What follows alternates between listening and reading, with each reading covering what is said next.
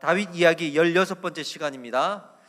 골리앗을 향한 다윗의 신앙 고백이라는 제목을 가지고 그 유명한 다윗과 골리앗의 대결을 이야기를 나눠보도록 하겠습니다. 다윗과 골리앗의 싸움은 교회 안 다니는 분들도 익히 잘 아는 이야기예요. 아주 성경에서 대표적으로 우리에게 유명한 이야기로 알려져 있죠. 오늘 이스라엘과 블레셋이 전쟁을 하는데요. 전쟁의 방식이 정규 군의 전쟁이 아니라 대표자 한 사람을 내세워서 1대1의 싸움을 하는 그런 장면입니다. 다윗이 궁궐에 입성한 이후에 이제는 하나님께서 용사로서 이스라엘과 또 사울 앞에 드러내시는 그런 하나의 계기가 되는 사건이죠.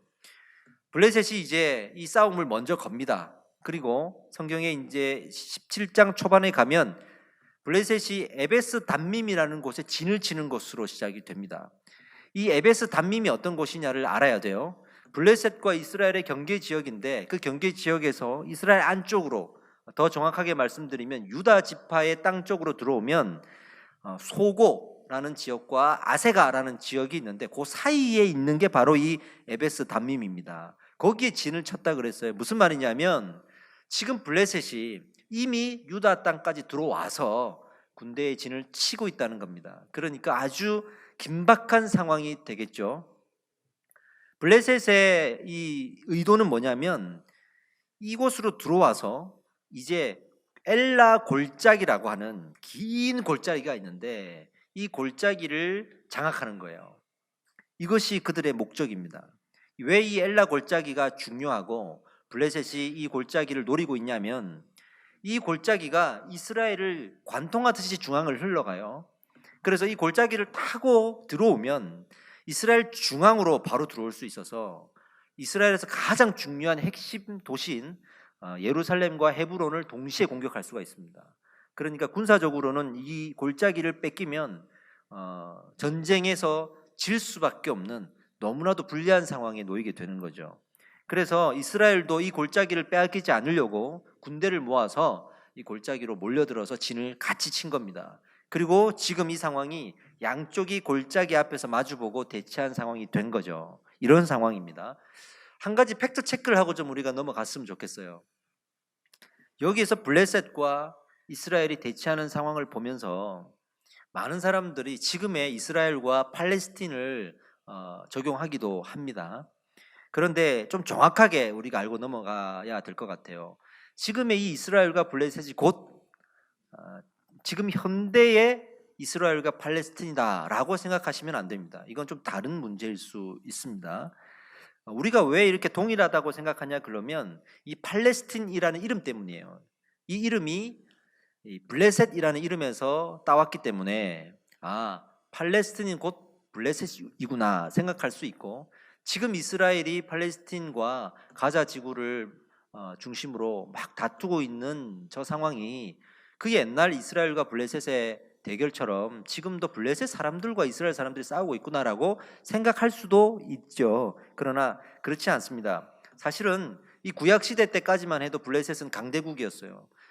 이 지중해 해안 쪽에 살고 있었는데 7개의 도시가 있었는데 그 중에서 5개의 도시가 연합해서 만들어진 공동체가 블레셋입니다. 그러니까 하나의 나라라고 하기에는 애매하고 5개의 도시가 연합해서 한 나라인 것처럼 모인 곳이 바로 이 블레셋이라는 공동체예요. 이 연합 공동체가 아주 강했습니다. 그리고 지금 이 연합 공동체가 이스라엘을 쳐들어온 것이고요. 그런데 이 강대국이 다윗과 골리앗 사건 이후로 급격하게 쇠퇴하기 시작하고요. 나중에 다윗이 왕이 되고 난 이후에는 이 블레셋이 이스라엘에게 조공도 바치게 됩니다. 그만큼 약해져요. 그러다가 이스라엘이 바벨론에게 멸망을 당하잖아요. 바벨론 느부갓네살 왕이 쳐들어와서 이스라엘 성읍을 다 불태우고 멸망시키는데 그때 바벨론도 블레셋도 같이 멸망하는 거예요. 그리고 또 시간이 지나서 신약 시대에 와서 로마가 이스라엘을 통치하게 될 때가 있었는데 그때 로마 황제가 이스라엘과 블레셋이라는 이름을 지우기 위해서 그냥 팔레스틴이라고 이름을 지은 거예요. 나중에는 팔레스티나 이렇게 되기도 했죠. 그렇기 때문에 그냥 팔레스틴 그러면 그 당시에는 그냥 블레셋과 이스라엘 다 통합한 이름이라고 인식이 되었겠죠.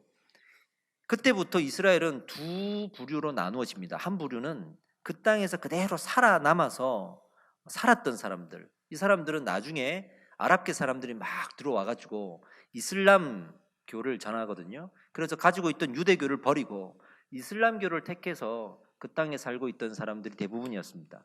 또 하나의 부류는 그 땅을 떠나서 다른 나라로 가서 흩어져서 살던 사람들. 그러나 이 사람들은 유대교를 계속 붙들고 살았어요. 그렇게 살다가 1900년대에 이스라엘이 다시 건국되고 흩어져 있던 그 사람들이 다시 이스라엘로 모입니다. 모여가지고 기존에 살고 있던 사람들, 대부분은 이슬람을 받아들였던 이 사람들을 쫓아내요. 쫓아내고 자기들이 그 나라를 이제 점령을 하거든요. 그랬을 때 쫓겨난 사람들, 원래 살다가 쫓겨난 사람들이 PLO라고 해서 팔레스타인 해방기구를 만들어서 지금 그들과 대치하고 있는 상황인 거예요. 그러니까 이미 섞였어. 그래서 팔레스타인 곧 블레셋이다라고 말하기에는 좀 어폐가 있다고 생각이 됩니다. 이런 것들은 우리가 좀 체크를 하고 그리고 넘어갔으면 좋겠다는 거죠. 자, 다시 돌아갑시다. 지금 이 구약 시대라는 걸 우리가 놓쳐서는 안 돼요. 이때까지는 하나님이 이 블레셋을 초달의 매로 사용하셨습니다. 무슨 말이냐면 이스라엘이 불순종할 때 하나님의 말씀을 안 들을 때 매를 들기 위해서 블레셋을 사용하셨다는 거예요. 그래서 블레셋이 침략하게 만들고 이스라엘이 고통당하게 만드셨죠. 특히 사사 시절에는 더 그랬죠. 구약 시대에 특별히 하나님께서 그렇게 블레셋을 사용하셨다는 겁니다. 지금도 그렇게 사용한다는 말이 아닙니다. 그때 구약 시대 때. 그런데 지금 이 블레셋이 여느 때와처럼 쳐들어왔는데 지금까지와는 안 하던 행동을 하나 하는 거예요. 전쟁의 방식, 전쟁의 패러다임을 바꾸자는 거예요. 정규군끼리의 싸움을 하지 말고 이제는 대표자 한 사람이 나와서 1대1로 싸우자는 거예요. 1대1로. 이 1대1의 싸움은요, 그 고대 근동 지역에 이미 역사적인 자료에도 나올 정도로 성행했던 방법이긴 합니다. 그러나 지금 이 상황은 달라요. 왜냐하면 이 블레셋과 이스라엘이 그렇게 싸워오지 않았거든요.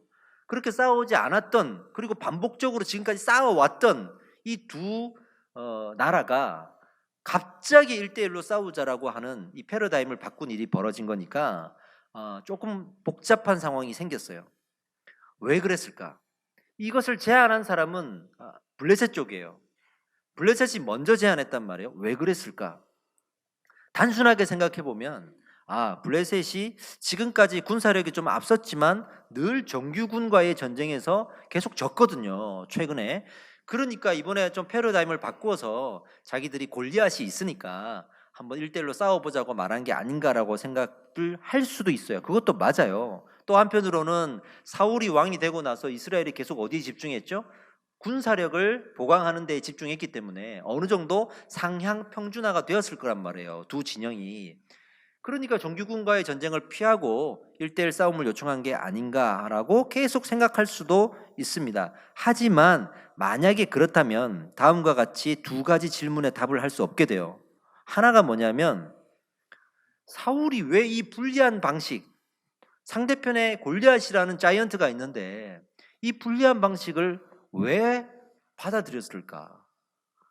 그렇게 요청하더라도 우리는 그게 불리해, 우리는 안 그럴 거야, 우리 정규군이 그냥 나가서 싸울 거야 하면 되는데 왜 이 불리한 방식을 받아들여 놓고도 아무도 지금 골리앗 앞에 나가지 못하는 이런 애매한 상황이 연출되거든요. 왜 그랬을까? 답을 할 수가 없게 되는 거예요. 두 번째 질문이 뭐냐면 어쨌든 다윗이 나가서 우리가 잘 아는 대로 블레셋의 골리앗을 죽여요. 골리앗이 죽자마자 블레셋 군대가 패배감에 빠지고 두려움에 떨어서 막 도망갑니다. 속절없이 무너집니다. 고대 근동 자료에 보면 이렇게 1대1 전쟁을 하더라도 거기서 누가 지더라도요, 그것 때문에 전쟁이 지진 않아요. 그냥 하나의 기선제압이에요. 기선제압이고 사기를 좀 붙도와 줄 수 있는 그런 싸움이지, 그 둘이 싸워서 누가 이기고 졌다고 해서 그 나라 전체가 지고 이기고 이게 아니란 말이에요. 근데 지금 이 블레셋은요, 골리앗이 졌다고 같이 무너지는 거예요. 일반적인 군사적인 이유로 그렇게 1대1로 하자고 했다면 이 두 가지 질문에 답을 할 수가 없는 거예요. 의문이 생기는 거예요. 다른 이유가 있을 거예요. 사울도 불리하지만 거부할 수 없었던 이유가 있었을 것이고, 블레셋 사람들도 골리앗이 죽으면 전쟁이 끝났구나라고 두려워할 정도의 어떤 이유가 있었을 거예요. 일반적인 이유가 아닌, 뭐겠습니까? 영적인 이유가 있는 거예요. 종교적인 지금 이유가 있는 거예요. 그거를 제가 한번 설명해 드리겠습니다. 블레셋의 의도가 뭐냐 그러면, 겉으로는 종교적인 전쟁으로 만들려고 해요. 이걸 패러다임을 바꾼 거예요. 일반적인 전쟁에서 종교적인 전쟁으로, 신과 신의 대결로 이 싸움의 구도를 몰고 가는 거죠. 겉으로는. 그래야 자기들의 유일한 1대1 싸움을 할 수가 있는 거예요. 그걸 어디서 알 수 있냐 그러면, 골리앗이 나와가지고 어떤 말을 했냐면 이스라엘의 하나님을 모욕하는 발언을 하는 거예요. 일부러 그렇게 하는 거예요. 그러면서 자꾸 전략적으로 영적인 전쟁이다, 이거는 종교적인 전쟁이다 라고 이 의미를 변질시켜 가는 거죠. 그러면서 안으로는, 속으로는 1대1 싸움에 누구보다 자신이 있었기 때문에 가능했습니다. 골리앗이 있었잖아요, 그죠? 근데 골리앗이 나올 때 보면 참 재밌습니다. 그냥 나오지 않아요. 그 장대한 골리앗이 나올 때도 만만의 준비를 다 하고 나옵니다. 무슨 그렇게 종교적인 전쟁이다, 신들의 전쟁이다, 이 전쟁은 신에 달려있다 이렇게 말하는 사람들이 참 부끄러울 정도로 만반의 준비를 다 하고 나와요. 골리앗이 어떻게 나오냐면, 성경에 자세히 기록되어 있는데 전신갑주를 입고 나옵니다. 갑옷을 입고 나오는데요, 이렇게 표현되어 있어요. 그 머리에는 노스로 만든 투구, 그리고 몸에는 비늘 갑옷, 그리고 다리에는 놋 각반. 그래서 쉽게 말하면 머리끝부터 발끝까지 갑옷으로 다 채웠다는 거예요. 얼굴만 내민 거예요. 지금 이게 무기를 들었는데요, 놋으로 만든 단창을 들고 나왔습니다. 당시에 이제 철기 문화가 아직 보편화되지 않았고, 그냥 블레셋 같은 강대국들은 철기 문화를 갖고 있었기 때문에 이런 이 철로 된 것들을 다 가지고 나온 거예요. 이스라엘 진영에서는 제가 지난번 말씀드렸지만 사울과 요나단 정도 외에는 제대로 된 칼도 못 들고 있었어요. 다 갑옷을 입고 있는 것도 아니란 말이에요. 그런데 이 삼손이 나오면서 이렇게 나와버리는 거예요. 이렇게 그 갑옷과 단창의 무게도 나와요. 성경에 갑옷이 56kg짜리예요. 그걸 지금 입고 있는 거예요. 단창의 무게가 6.8kg입니다. 그러니까 진짜 자이언트죠. 근데 이것으로 끝나는 게 아니에요. 더 재밌는 것은 성경에 보니까 골리앗이 나올 때 방패를 든 자도 함께 있었다 이렇게 돼요. 이 당시에 1대1 전쟁할 때 그렇게 했습니다. 왜냐하면 대표자가 한 사람 나오는데 저 멀리서 화살을 쏴고 죽여버릴 수 있잖아요. 그러니까 이 대표자를 엄호하기 위해서 2명의 방패 든 자가 함께 나와요. 근데 이 방패의 모양이 다 다릅니다. 하나는 사각형의 큰 방패, 또 하나는 원형 방패. 각각 다릅니다. 목적이 다르기 때문에. 사각형의 방패는 사람을 다 가릴 수 있을 정도로 큰 방패예요. 영화 같은 데서 많이 보셨을 거예요. 이것은 직선으로 날아오는 화살을 막기 위한 용도예요. 원형 방패는 뭐냐면 팔에 차고 공중으로 날아오는 방패를 막기 위한 거예요. 그러니까 좀 가볍고 들 수 있어야겠죠. 이 두 사람이 골리앗을 엄호하고 지금 나오는 거예요. 그러니까 준비할 거 다 준비하고 지금 나오는 거야. 종교적인 전쟁이라고 해놓고도 그렇게 나오는 거예요. 그러니까 그 속셈이 보이는 거죠. 보이는 거죠. 영적인 전쟁으로 위장은 했지만 사실은 지극히 현실적인 싸움이에요, 지금. 그리고 자기들은 지는 싸움 안 하겠다 그래서 자기들이 이길 수 있는 싸움을 건 거예요. 이렇게 패러다임을 전환해버렸기 때문에 사울은 이 함정에 빠져버렸어요. 적군이 종교적인 전쟁이다 그런데 자기가 이스라엘 왕으로서 이걸 거부해버리면 믿음 없는 사람으로 만방에 그냥 부끄러움을 당하게 되거든요. 그러니까 거절할 수가 없는 거예요. 거절할 수가 없는 거예요. 그렇게 생각하면 이해되는 것들이 이제 있죠. 그러니까 사울이 거절을 못했구나. 두 번째, 그러니까 다윗이 골리앗 앞에 가가지고 하나님의 이름으로 나왔다라는 이 신앙 고백을 했던 것이구나. 그리고 다윗이 왜 골리앗에게 네가 그렇게 모욕하는, 45절에 보니까요, 내가 모욕하는 이스라엘 군대의 하나님의 이름으로 내가 나아가노라 이렇게 말했거든요. 이렇게 말했던 이유가 여기에서는 이해가 되는 거예요. 이해가 되는 거예요. 그죠? 그리고 블레셋 군대도 그렇게 생각했어요. 블레셋 지휘관들만 지금 겉다르고 안 다르게 이렇게 치밀하게 가짜 전략을 세워서 갔지만 블레셋 군사들조차도 지금 이게 종교적인 전쟁으로 받아들인 거예요. 영적인 전쟁으로. 그러니 골리앗이 쓰러졌으니 우리 신이 우리를 버렸다. 그러면서 무너져 버리는 거예요. 이게 종교적인 패러다임이요. 이렇게 무섭습니다. 이렇게 무섭습니다. 그러나 우리가 놓치지 말아야 할 것은요, 이 패러다임을 누가 바꿨느냐? 블레셋이 바꾼 게 아니에요. 하나님이 그렇게 하셨습니다. 왜냐하면 이 전쟁을 통해서 다윗을 드러내시려고 하나님이 지금 움직이고 일하고 계시는 겁니다.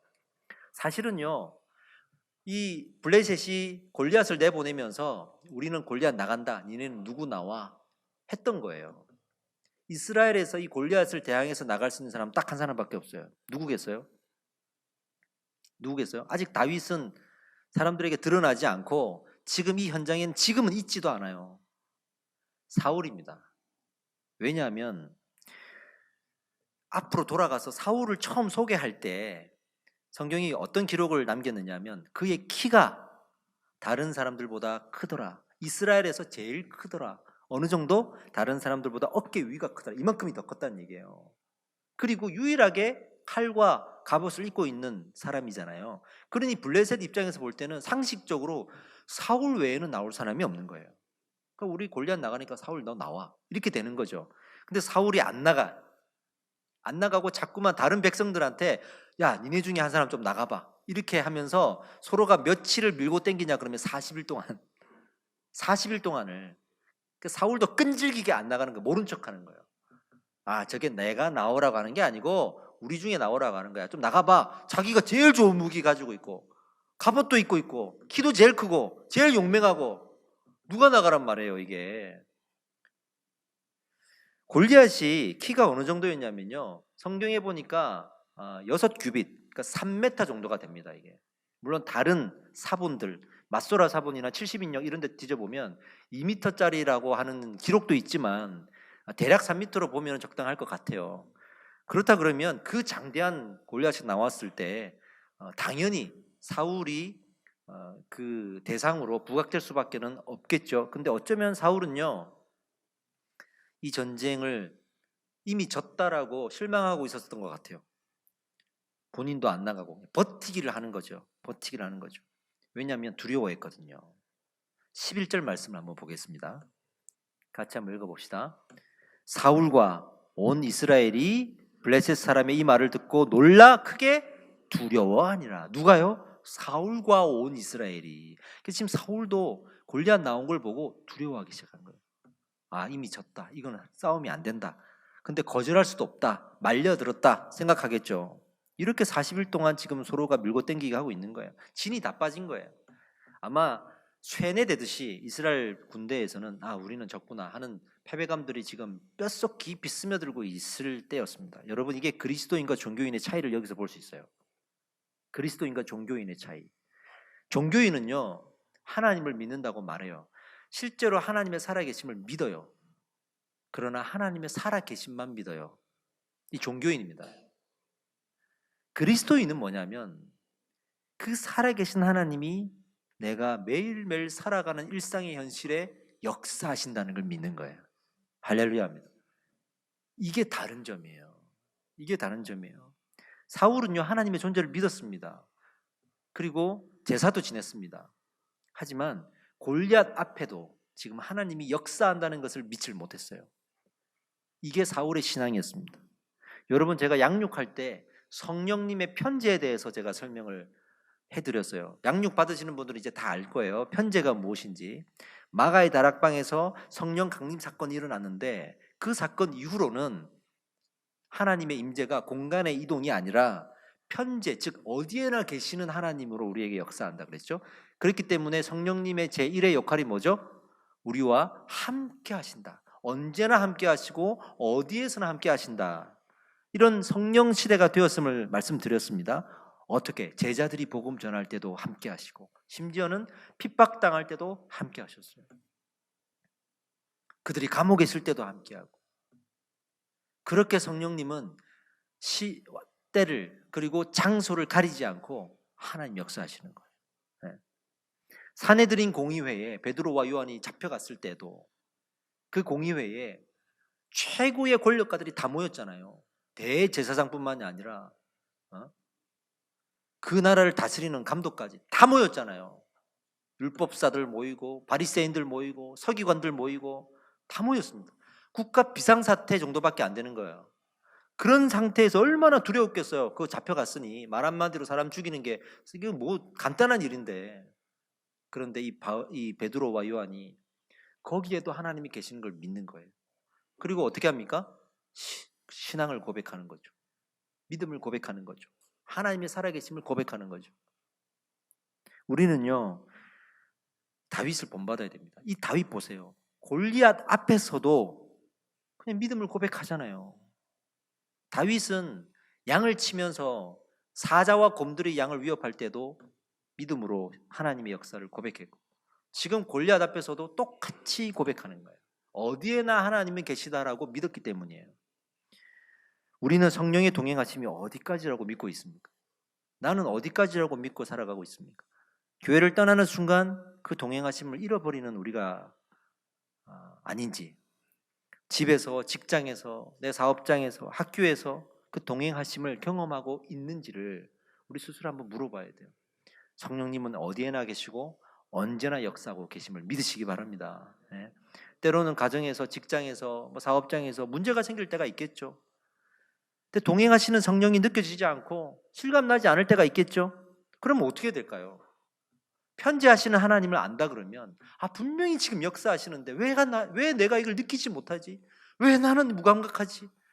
그거를 안타까워하고 애통하고 말씀 앞으로 나아가고 기도의 자리로 나아가서 하나님 앞에 하나님, 지금 하나님은 어떤 일을 행하고 계십니까? 나의 어려운 상황 속에서 하나님은 어떤 일들을 행하고 계시고 어떤 의미입니까? 내가 왜 이런 일을 당해야 합니까? 물어야죠. 간구해야죠. 그 답을 찾아야죠. 그것이 우리 그리스도인인 거예요. 그것이 그리스도인인 거예요. 이 사울처럼 40일 동안 줄달리기를 하고 있는데도 멍하니 누가 대신 좀 안 나가나 그러고 그런 무책임한 왕이 되어 있는 것 보세요. 종교인은 그렇게 되는 겁니다. 하나님을 믿는다 하면서도 내 삶의 역사하는 하나님을 믿지 못하면 그렇게 되는 겁니다. 우리는 종교인이 아닌가 살펴봐야 됩니다. 여러분, 그렇게 내 일상에 임하신 하나님을 믿으시고 느껴지지 않으면 간절히 기도하시는 여러분들 되시기를 축복합니다. 네. 지금 골리앗과의 대치 상황입니다. 이제 다윗이 등장합니다. 다윗이 처음에는 이 전장에 없다가 어떻게 등장하냐면요, 아버지가 심부름을 시켜요. 아버지가 형들에게 도시락 좀 갖다 줘라. 형들이 저 군인으로 나가 있는데 뭐 좀 먹어야 되지 않겠냐. 다윗이 그걸 들고 갑니다. 아마 이랬겠죠. 너 궁궐에 들어가가지고 한 자리 하고 있는데 형들 좀 챙겨야 되지 않겠냐, 뭐 이런 거 아니겠습니까? 그러니까 다윗이 뭐라도 이제 들고 가는 거예요. 이제 갔는데 이 두 진영이 대치하고 있는 걸 보고 골리앗이 뭐라고 외치는 상황을 지금 본 거예요. 다윗이 어떻게 하느냐면, 참 여기에서요 아주 멋진 장면 하나가 나옵니다. 아주 명장면이 하나가 나와요. 그냥 우리는 성경 읽을 때 흘려보낼 수 있지만 많은 학자들이 이 장면을 놓치지 않아요. 무슨 장면이냐면 17장 22절입니다. 한번 읽어보겠습니다. 시작. 다윗이 자기의 짐을 짐지키는 자의 손에 맡기고 군대로 달려가서. 아멘. 이 장면이에요. 사실은 뭐 큰 의미가 없는 장면인 것 같죠? 아니에요. 짐 지키는 자에게 자기 짐을 맡겨놓고 어떻게 했다고요? 전장으로 달려갔다. 용맹스럽게. 이건 뭐야? 이게 무슨 일이야? 화가 나고 그 용맹이 막 샘솟아서 달려갔다는 겁니다. 어떤 장면이 떠오르게 하는 목적이 있어요. 성경이 이걸 왜 굳이 기록했냐면 어떤 사건과 연관시키는 거예요. 그 사건이 뭐냐 그러면 사울이 왕이 되는 날 대관식을 했는데 그 대관식에서 백성들이 하나님의 말씀을 듣고 하나님께 묻습니다. 사울이 지금 어디 있습니까? 왜 이 자리에 없습니까? 묻는데 하나님이 저기 있다 라고 하시면서 뭐라고 했냐면 저 행구 사이에 숨어 있다 그랬습니다. 그 행구가 짐짝이거든요. 짐짝들 사이에 지금 사울이 숨어 있다 이렇게 말합니다. 여기에서 다윗은 자기 짐을 맡겨놓고 전장으로 달려갔고 사울은 왕이 되는 순간에도 숨어 있었거든요. 이 두 장면이 딱 매칭이 되는 거예요. 딱 매칭. 짐 사이에 숨는 사람이 있고 짐을 맡기고 달려가는 사람이 있는 거구나. 어디로? 문제가 있는 그 현실 속으로 달려가는 거예요. 그러니까 우리는 삶에 어떤 문제가 있고 현실이 좀 어렵고 그러면 오히려 신앙을 내려놓잖아요. 신앙을 내려놓고 그 현실을 어떻게 피해볼까 이런 거 이제 고민하고 살아가는데 그리스도인은 그렇지 않습니다. 내가 지금 하나님을 만나고 있기 때문에 그 현장에도 하나님이 계시는 거예요. 그래서 믿음을 가지고 갈 수 있는 겁니다. 할렐루야. 현실에 문제가 생기면 어디 가서 숨지 마세요. 잊으려고 하지 마세요. 세상에 숨어서 신앙생활을 쉬지 마세요. 세상을 뒤로 하고 어떤 일이라도 잠깐 내려놓고 기도하십시오. 많은 사람들이 세상에 숨어가지고 신앙생활을 내려놓고 뭐라고 하냐면 이거 해결해 주시면 다시 갈게요 이렇게 얘기할. 이거 종교인이에요. 사울과 같은 종교인이에요. 어떤 학자는 이렇게 말합니다. 아마 골리앗과의 전쟁에서 사울이 졌으면 사울은 하나님도 버렸을 사람이다. 왜? 이것을 이겨주시면 나는 믿고 이거 졌으면 절망하고 분명히 그런 신앙을 가졌을 것이다 이렇게 말을 해요. 우리가 그럴 수도 있다는 거죠. 여러분 혼자 있으면 기도 안 하잖아요. 여러분 문제가 있을 때 사실 기도하기 힘들잖아요. 그래서 우리가 같이 모여서 기도해야 되는 거예요. 두세 사람이 모인 곳에 나도 있다고 하신 이유는 두세 사람이 중요한 게 아니고요. 어떻게든 하나님은 기도하기를 원하시는 거예요. 같이 기도하고 같이 붙들고 같이 힘을 내서 하나님께 이 문제를 가지고 오라는 하나님의 본질적인 의도가 있어요. 그래서 금요기도회를 여러분들 꼭 사모하셨으면 좋겠습니다. 저희 교회가 금요기도회를 제가 강조하는 이유는 기도하셔야 되잖아요. 기도 안 하고 어떻게 신앙생활합니까? 기도 안 하고 어떻게 현실의 문제를 살아갑니까? 기도 안 하고 일상을 믿음으로 어떻게 살아갑니까? 혼자 있으면 기도 안 하시잖아요. 그러니까 금요기도 오셔야 돼요. 와가지고 같이 기도하셔야 돼요. 할렐루야. 사모하시기 바랍니다.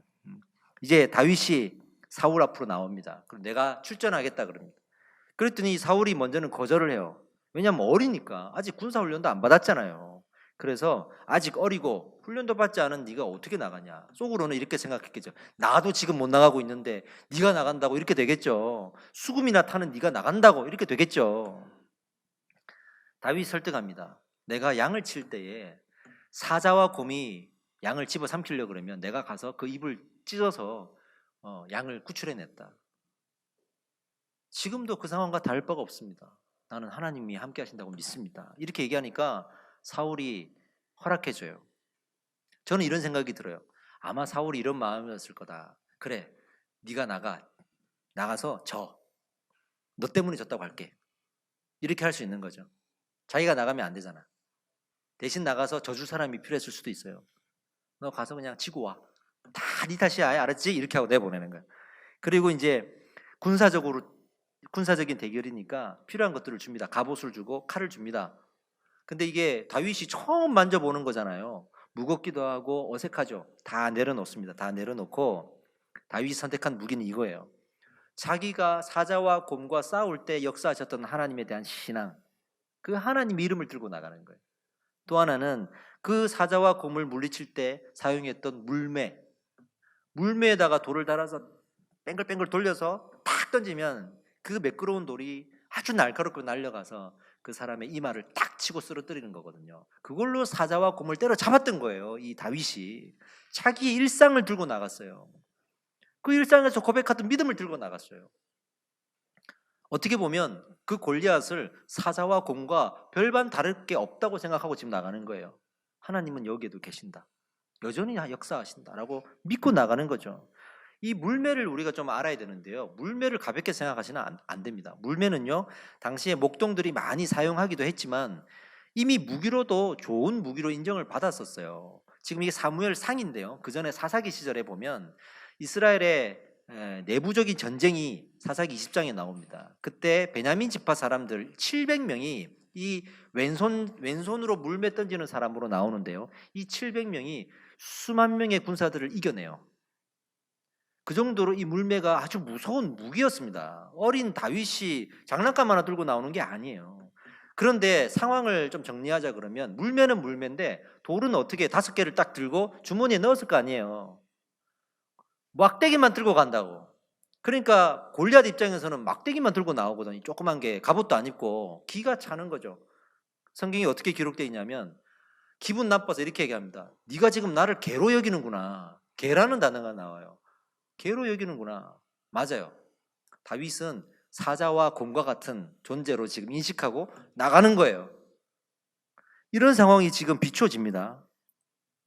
그리고 다윗이 그 앞에 서서 이렇게 고백하는 바로 본문의 말씀이에요. 우리 다시 한번 45절을 한번 읽어보겠습니다. 45절 같이 시작. 다윗이 블레셋 사람에게 이르되 너는 칼과 창과 단창으로 내게 나오거니와 나는 만군의 여호와의 이름 곧 내가 모욕하는 이스라엘 군대의 하나님의 이름으로 내게 나아가노라. 47절도 읽어봅시다. 또 여호와의 구원하심이 칼과 창에 있지 아니함을 이 무리에게 알게 하리라. 전쟁은 여호와께 속한 것인즉 그가 너희를 우리 손에 넘기시리라. 할렐루야. 이 신앙 고백을 던지는 거예요. 다윗은요 과거에 역사했던 하나님, 내 일상에 여전히 역사했던 하나님을 들고 온 거예요. 믿음의 일상을 들고 나온 거예요. 이게 우리가 문제나 고난이나 고통 속에 짊어지고 가야 될 유일한 무기가 되어야 됩니다. 물매도 있어야죠. 물매도 있어야 됩니다. 그러나 우리가 이 신앙을 같이 가지고 가야 됩니다. 특별한 문제 있다고 해서 갑자기 특별한 영적 은사를 받아가지고 우리가 해결한다고 생각하지 마세요.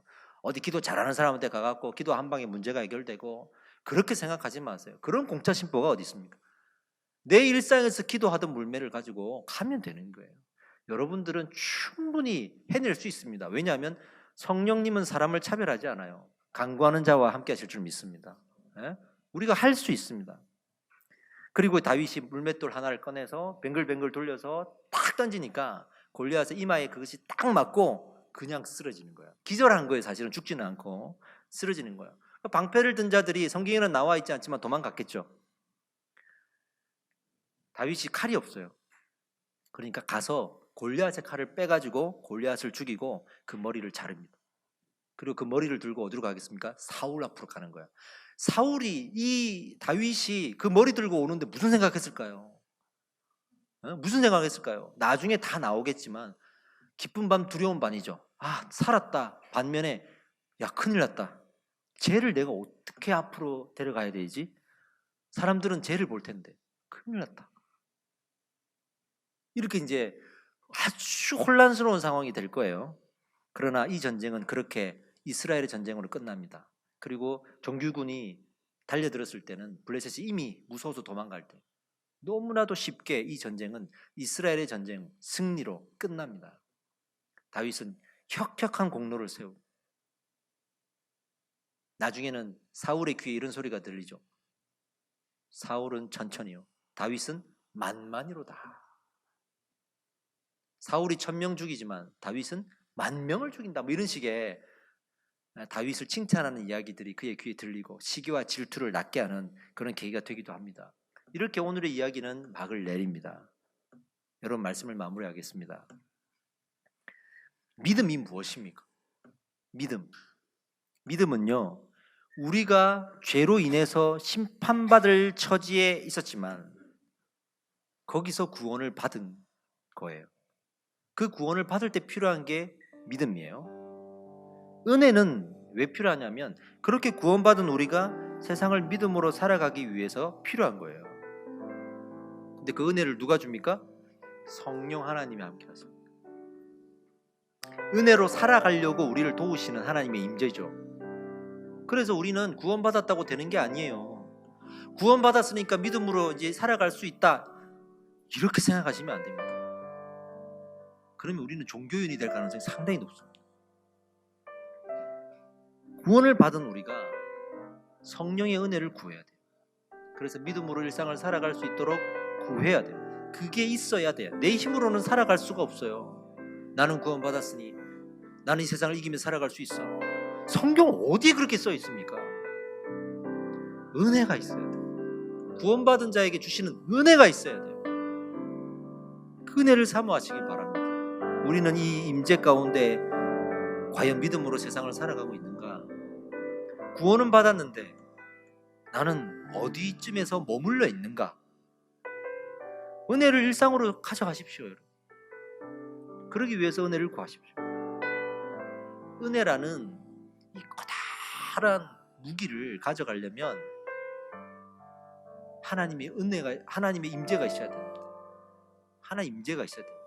우리 힘으로는 끌고 갈 수가 없습니다. 다윗의 고백을 내 현실로 가져가십시오. 지금도 여러분들 가운데 문제들이 있죠. 현실들이 있죠. 어떻게 보면 특별해요.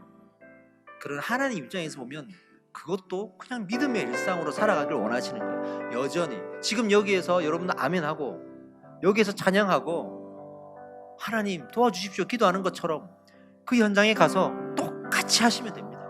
똑같이 하나님 예배하시고 기도하시고 찬양하십시오. 이곳에 임한 하나님이 그곳에 동일하게 역사하실 줄 믿습니다. 아멘. 저희 개척할 때 몇 명 안 됐잖아요.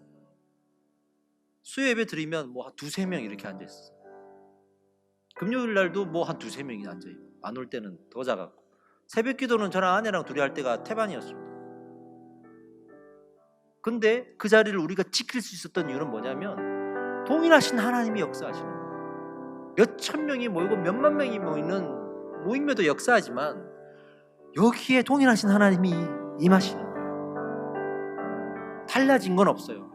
달라진 건 없어요. 우리 하나님은 변하지 않으십니다. 이 자리에도 하나님이 계시거든요. 여러분들이 문제가 되고 아파하고 고통당하는 그 현장에도 하나님이 계세요. 거기서 하나님 앞에 이 다윗처럼 고백하면 되는 거예요. 이게 신앙입니다. 이게 신앙이라고요. 나는 어디쯤에서 머물러 있는가? 이 부분을 오늘 기도하시고 풀어내셔야 됩니다. 다시 그 길을 걸어가셔야 됩니다. 은혜가 있으면 걸어가게 됩니다. 오늘 받은 은혜를 붙드십시오. 그래서 하나님 이 은혜를 가지고 이 풀어진 좀 더 열려있는 내 마음이 되었을 때 하나님 이 은혜를 내 일상으로 가져갈 수 있게 인도해 주십시오. 그렇게 기도하셔야 될 줄 믿습니다. 기도합시다. 하나님, 내가 은혜를 일상으로 들고 가게 하여 주시옵소서. 나의 연약함과 나의 죄악이 이 받은 은혜를 자꾸 놓치게 만듭니다.